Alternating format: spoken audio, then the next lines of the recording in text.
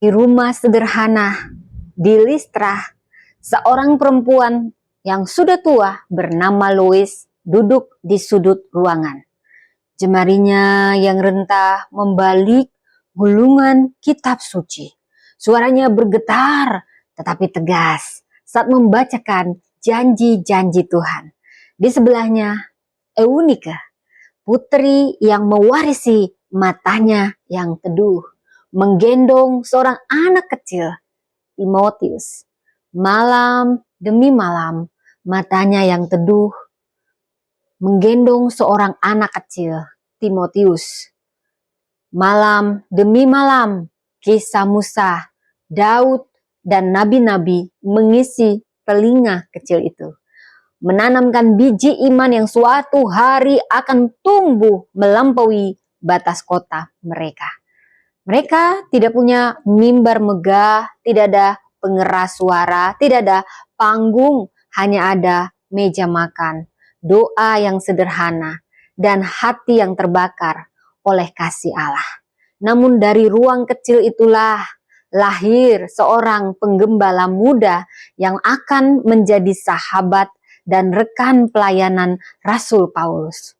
Dunia mungkin tidak mengingat wajah Lois dan Eunike, tetapi surga mencatat nama mereka di dalam sejarah kekekalan. Saudara, ayat kunci yang mau saya paparkan di sini dari 2 Timotius 1 ayat 5, sebab aku teringat akan imanmu yang tulus ikhlas, yaitu iman yang pertama-tama hidup di dalam nenekmu Lois dan dalam ibumu Eunike, dan yang aku yakin hidup juga di dalam dirimu. Itulah perkataan Paulus kepada Timotius. Saudara, saya ingin mengisahkan ini dengan membahas historis dan budaya. Listra ini kota provinsi Roma Galatia, bila kita bahas di Kisah Rasul 14 ayat 6. Dan lingkungannya penuh sinkretisme agama, dominasi budaya Yunani, Romawi, dan tekanan terhadap orang Yahudi percaya Kristus. Saudara, Lois, nenek Yahudi yang setia pada Allah Israel. Eunike, dia putri Lois, menikah dengan pria Yunani non-Yahudi. Kisah Rasul 16 ayat 1. Jadi, Timotius ini blasteran. Bapaknya Yunani, mamanya Yahudi.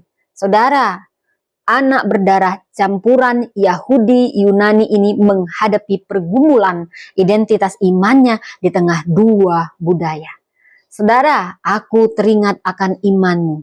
Paulus sedang mengaitkan iman Timotius dengan teladan keluarganya, tulus ikhlas, anupokritus, tanpa kemunafikan, iman yang murni dan transparan. Pertama-tama hidup di nenekmu Lois, iman itu bersumber dari generasi sebelumnya. Dan di ibumu Eunike, iman itu diteruskan dan dipelihara. Hidup juga di dalammu. Warisan iman yang nyata berbuah dalam pelayanan. Saudara, iman sejati adalah iman yang diwariskan, dihidupi, dan membentuk karakter generasi berikutnya. Paulus mengakui pengaruh besar peran perempuan dalam membentuk pemimpin rohani.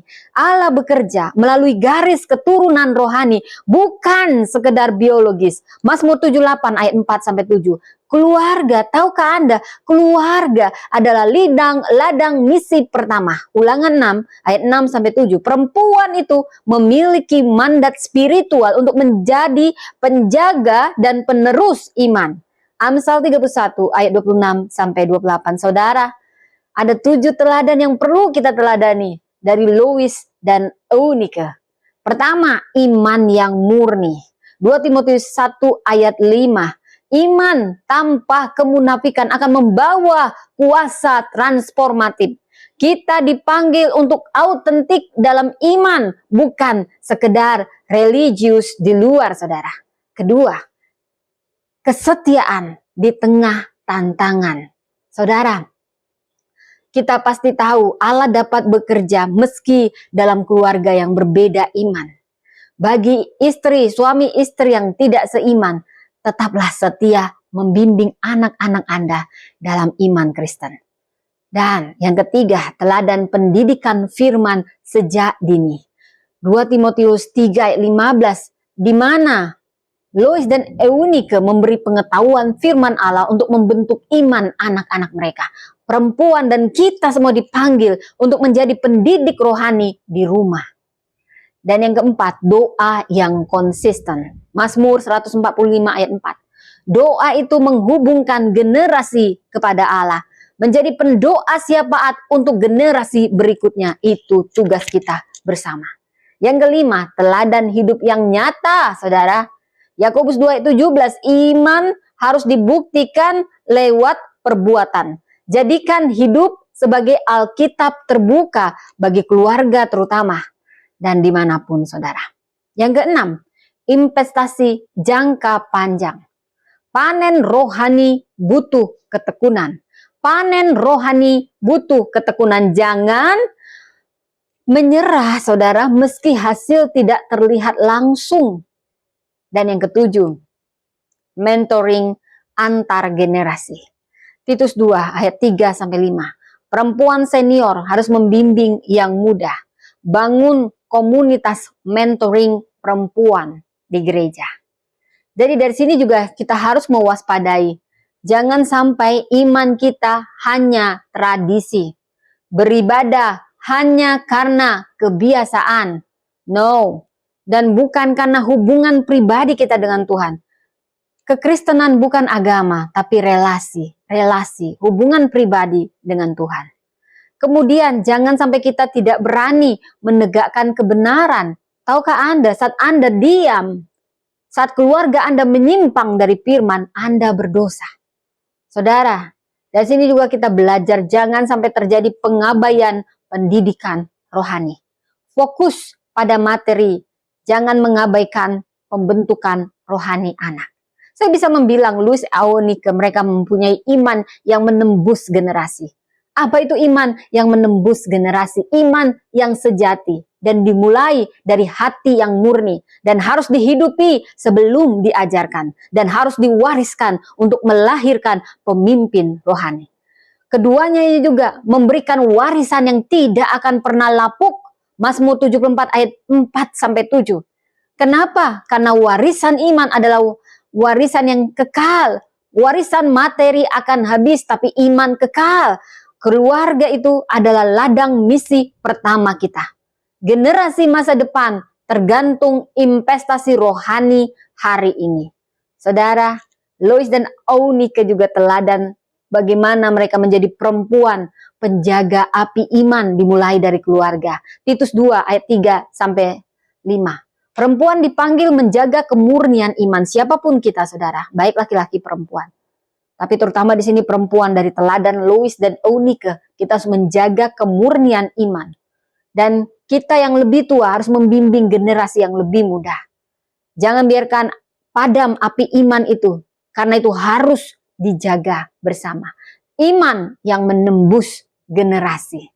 Firman Tuhan berkata, seperti Lois dan Eunike, aku memanggil engkau bukan hanya untuk melahirkan murid, tapi membentuk generasi yang tidak akan goyah. Aku telah menaruh dalam dirimu api yang akan mengobarkan setiap orang, terutama perempuan, agar mereka menjadi penjaga iman di rumah mereka.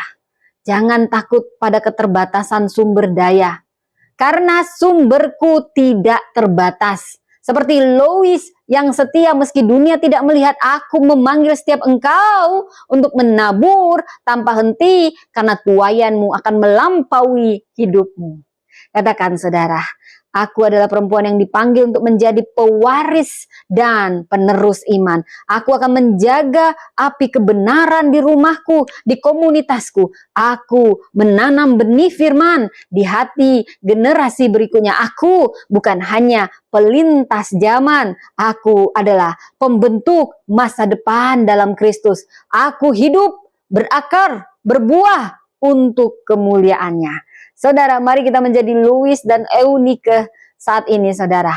Iman yang menembus generasi, warisan yang tidak pernah lapuk. Dan kitalah para perempuan penjaga api iman. Kita berperan penting membentuk iman generasi, pendidikan iman di rumah, doa yang konsisten, mentoring antar generasi. Ini akan memanggil generasi-generasi baru untuk menjadi pewaris iman yang murni.